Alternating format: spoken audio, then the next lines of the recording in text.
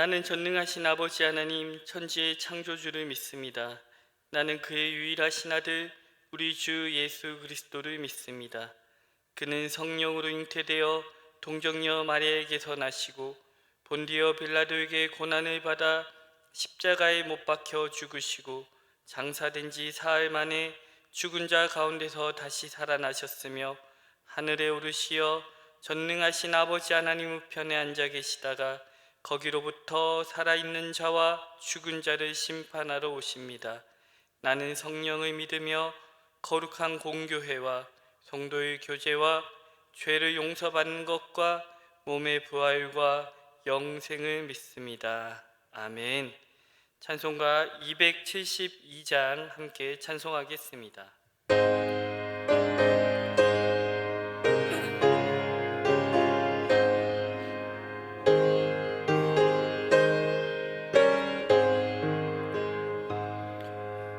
고통의 멍에 벗으려고 예수께로 나갑니다. 자유와 기쁨 베푸시네 주께로 갑니다. 병든 내 몸이 튼튼하고 빈궁한 삶이 부해지며 죄악을 벗어버리려고 주께로 갑니다. 낭패와 실망 당한 뒤에 예수께로 나갑니다. 십자가 은혜 받으려고 주께로 갑니다. 슬프던 마음 위로받고 인생의 풍파 잔잔하며 영광의 찬송 부르려고 주께로 갑니다. 교만한 마음을 내버리고 예수께로 나갑니다. 복되신 말씀 따르려고 주께로 갑니다. 실만한 이 몸이 그렇고 예수의 크신 사랑마다 하늘의 기쁨 맛보려고 주께로 갑니다. 죽음의 길을 벗어나서 예수께로 나갑니다. 영원한 집을 바라보고 주께로 갑니다. 멸망의 포구해어 나와 평화의 나라 다다라서 영광의 주를 배우려고 주께로 갑니다. 오늘 우리에게 주신 말씀은 사무엘하 13장 23절에서 39절의 말씀입니다. 사무엘하 13장 23절에서 39절의 말씀 한 절씩 교독합니다. 만 2년 후에 에브라임 곁 바알 하솔에서 압살롬이 양털을 깎는 일이 있음에 압살롬이 왕의 모든 아들을 청하고 압살롬이 왕께 나아가 말하되 이제 종에게 양털 깎는 일이 있사오니 청하건대 왕은 신하들을 데리시고 당신의 종과 함께 가사이다 하니 왕이 압살롬에게 이르되 아니라 내 아들아 이제 우리가 다 갈 것 없다 내게 누를 끼칠까 하노라 하니라.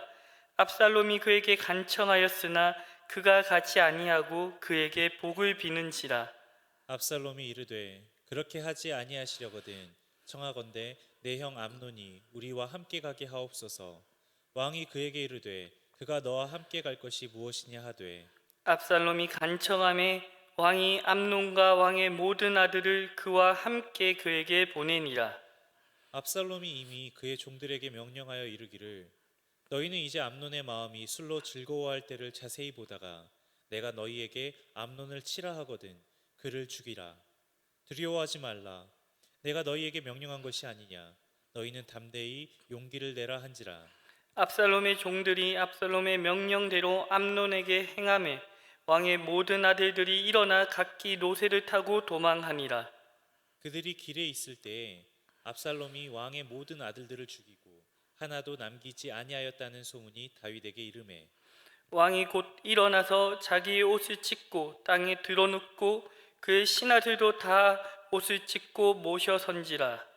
다윗의 형 시므아의 아들 요나답이 아뢰어 이르되 내 주여 젊은 왕자들이 다 죽임을 당한 줄로 생각하지 마옵소서. 오직 암논만 죽었으니라. 그가 압살롬의 누이 다말을 욕되게 한 날부터 압살롬이 결심한 것이니이다. 그러하온즉 내 주 왕이여 왕자들이 다 죽은 줄로 생각하여 상심하지 마옵소서. 오직 암논만 죽었으리이다 하니라. 이에 압살롬은 도망하니라. 파수하는 청년이 눈을 들어 보니 보아라 뒷산 언덕길로 여러 사람이 오는도다. 요나담이 왕께 아뢰되 보소서 왕자들이 오나이다. 당신의 종이 말한 대로 되었나이다 하고 말을 마치자 왕자들이 이르러 소리를 높여 통곡하니 왕과 그의 모든 신하들도 심히 통곡하니라. 압살롬은 도망하여 그슬왕 암미울의 아들 다임에게로 갔고 다윗은 날마다 그의 아들로 말미암아 슬퍼하니라. 압살롬이 도망하여 그슬로 가서 거기에 산지 3년이라. 다윗왕의 마음이 압살롬을 향하여 간절하니 암논은 이미 죽었으므로 왕이 위로를 받았음이더라. 아멘. 어제 담임 목사님과 함께 암몬이 이복 동생 다말을 욕정의 대상으로 삼아 겁탈하고 그 이후에는 내쫓는 파렴치한 죄악을 저지른 것을 나누었는데요. 오늘 본문은 다말의 친오빠인 압살롬이 암논을 살해함으로 동생이 당한 치욕에 대해 복수하는 사건을 기록하고 있습니다. 자, 이복 동생의 절규를 뿌리치고 끝내 자신의 성적 욕망을 채우고 그리고 내쫓았던 암논이 아무런 처벌을 받지 않았다가 결국 죽임을 당하였다라는 대목에서 사실 인간적으로는 후련한 마음을 느낄 수도 있습니다. 하지만 다말에 대한 암논의 제약이 아무리 크다고 한들 압살롬이 암논을 살해한 것은 결코 정당화될 수 없는 범죄였습니다. 이 두 비극적인 범죄는 다윗이 우리아를 죽이고 밧세바를 아내로 삼은 이후에 일어나는 다윗 가문의 비극을 단적으로 보여줍니다. 무엇보다 안타까운 사실은 이 다윗 집안의 비극이 이 13장에서 끝나지 않고 계속 되어진다는 겁니다. 자, 여러분 20절에 어제 읽은 20절에 치욕을 당한 동생에게 잠잠히 있으라고 말했던 압살롬은 2년 동안 복수를 준비하는데요.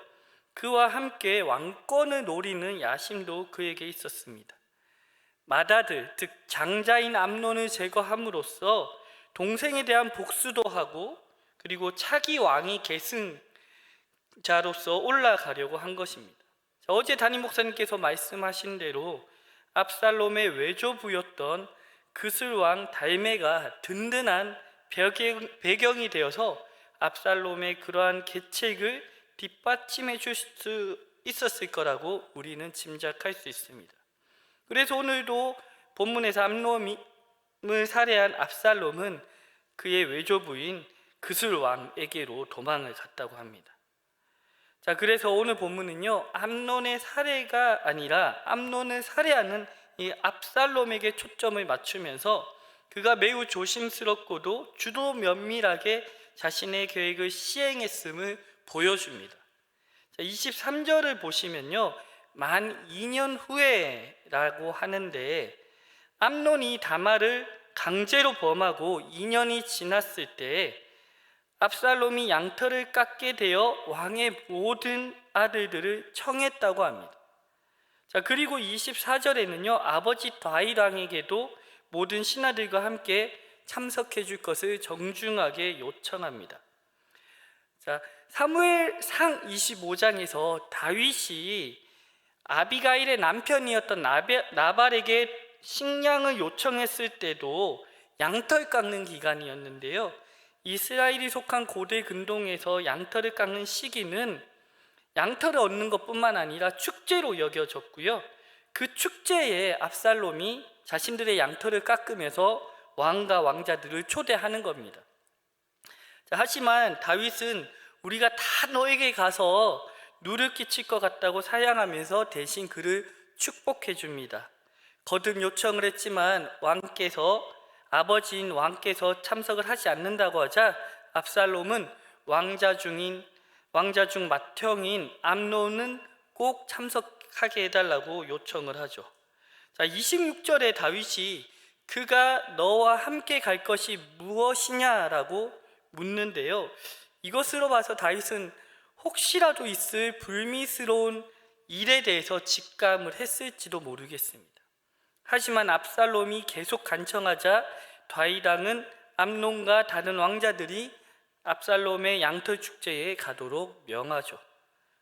자, 앞서 암논이 다말에 대한 자신의 욕망을 충족하기 위해 아버지 다윗을 이용했던 것처럼 압살롬도 자신의 복수와 야망을 실현하기 위해서 아버지 다윗을 이용하고 있습니다. 문제는 다윗의 아들들의 그러한 행위에 우유부단하게 다윗이 행동하고 이용당하는 데 있습니다. 계획대로 암논이 축제에 참여하자 압살롬은 이제 부하들에게 암논이 술에 취하면 지체하지 말고 죽이라고 명령합니다. 자, 성경의 이후에 압살롬이나 이렇게 상황들을 보면요, 왕세자였던 이들에게 호위하는 군사들이 있었던 것으로 보여지는데요, 아마도 암논에게도 그런 군사들이 있었을 겁니다. 그런데도 불구하고 암논의 살해는 압살롬의 계획대로 시행되어집니다. 그리고 다른 왕자들은 두려워서 노새를 타고 도망갔다고 합니다. 그리고 도망간 왕자들보다 압살롬이 모든 왕자들을 죽였다는 오보가 먼저 예루살렘에 전해졌고 다윗은 옷을 찢으며 땅에 엎드려졌다고 합니다. 슬퍼했다고 합니다. 그때 요나답이 동생 다말의 복수를 하기 위해서 압살롬이 암논만 죽였을 것이라고 말하며 다윗을 진정시키려고 하죠. 암논이 다말을 범하도록 계책을 냈던 요나답이 여기서는 압살롬을 대변하는 듯한 발언을 하고 있는 겁니다. 아마도 정말 간교했던 사람이었던 것 같아요. 그래서 이제 암논이 죽었으니 그의 죽음 이후에 권력이 압살롬을 향할 것이라고 짐작하고 살 방책을 마련하려고 했던 것 같습니다. 그리고 정말 그 요나답의 말대로 다른 왕자들이 살아 돌아오게 되고요, 다윗은 암논만 죽임을 당하였다는 것과 압살롬은 외가인 그슬로 도망갔다는 것을 알게 됩니다. 자, 여기서 다윗의 모습을 보게 되는데요, 37절에 다윗은 날마다 그의 아들로 말미암아 슬퍼하니라고 합니다. 여기서 다윗이 슬퍼하는 그의 아들이 죽은 암논인지 도망간 압살롬인지 정확히 알 수는 없습니다. 그의 슬픔이 무엇 때문인지 어디로 향하는지 알 수가 없습니다. 짐작하기는 39절에 압살롬을 그리워하는 것으로 볼 때 아마도 압살롬이었다라고 짐작은 할 수 있지만 단언할 수는 없는 상황이죠. 하지만 분명히 알 수 있는 것은 이 아들들에게 일어난 비극적인 일들에 있어서 다윗은 지금껏 우리가 생각해왔던 다윗과는 다르게 무기력하며 우유부단합니다. 어떠한 위기가 있을 때 하나님께 간구하고 부르짖었던 것과 달리 그는 그저 우유부단한 것 같은 모습을 취합니다. 암논이 다말을 강제로 범했다는 이야기를 듣고 분노하기만 하고 아무런 조치를 취하지 않았던 것, 다윗은 암논에게 이용당했던 것처럼 압살롬에게도 이용당하고 어떻게 대처할지 모른 채 그저 슬퍼하기만 한다는 겁니다. 누구보다 하나님 앞에서 순전한 마음으로 하나님의 뜻을 구하며 분별했던 다윗의 모습은 이제 찾을 수 없고 한 집안의 아버지이자 나라의 왕으로서 그의 영적 권위를 온전히 세우지 못하는 것처럼 보입니다. 그러한 가운데 밧세바를 범한 성적 범죄는 암논에게, 그리고 우리아를 죽인 살인은 압살롬에게 이어지는 것입니다. 여기서 떠오르는 말씀이 있는데요, 야고보서 1장 15절에 욕심이 잉태한 즉 죄를 낳고 죄가 장성한 즉 사망을 낳느니라. 여러분, 사무엘서에서 사울의 성공과 실패에 이어 이제 다윗이 엄청난 성공을 거두고 탄탄대로를 걷다가 이런 위기를 겪는 것을 보면서 우리는 우리의 영혼이 주님 앞에 서는 날까지 날마다 겸손한 마음으로 하나님의 뜻을 구하는 삶을 살아야 한다는 것을 다시 한번 생각하게 됩니다. 특별히 사순절을 보내면서요, 다윗의 죄가 그 아들들에게 이어졌던 것처럼 우리의 욕심이, 우리의 죄가 우리의 자녀들의 삶의 죄와 사망이라는 안타까운 결과가 되지 않도록 날마다 주님의 십자가 앞에 엎드려야 함을 깨닫게 됩니다. 바라기는 이 아침 지금 내 안에 어떠한 욕심이 죄를 잉태하고 있지 않는지, 또 죄가 사망으로 자라고 있지 않은지 주님의 십자가 앞에 돌아보며 간절히 주님의 은혜를 구하는 우리가 되길 소망합니다. 한 가지 더, 어제 대통령이 선거를 마치고 이제 새로운 대통령이 선출되었는데요, 그동안 국민들에게 약속해왔던 그 모습 그대로를 놓치지 않고 모든 임기를 마칠 수 있도록 우리가 또 함께 기도하였으면 좋겠습니다. 함께 기도하겠습니다. 거룩하신 하나님 아버지, 오늘 말씀을 통해서 다윗의 집안에 일어나는 이 비극적인 사건들을 통해 우리를 돌아보기 원합니다. 그토록 하나님 앞에 순전한 마음으로 하나님의 뜻을 구하고 분별했던 다윗조차 자식의 문제 앞에 영적인 권위를 세우지 못했던 것을 생각하면서, 또 그가 행한 죄악이 자녀들에게 이어졌던 것을 보면서 지금 우리의 신앙을 돌아보게 하여 주옵소서. 특별히 사순절을 보내며 우리 안에 우리도 모르는 욕심이 자라 죄에 이르고 사망으로 장성하고 있지 않은지 점검하며 우리의 영혼이 주님 앞에 서는 날까지 날마다 겸손한 마음으로 하나님의 뜻을 구하고 분별하며 살아가게 하여 주시옵소서. 십자가에 죽으시고 다시 사셔서 우리에게 영원한 생명 주시고 하나님의 자녀 삼아 주신 예수 그리스도 안에 살아가는 우리 모두가 되게 하여 주시옵소서. 이 나라를 위하여 기도합니다.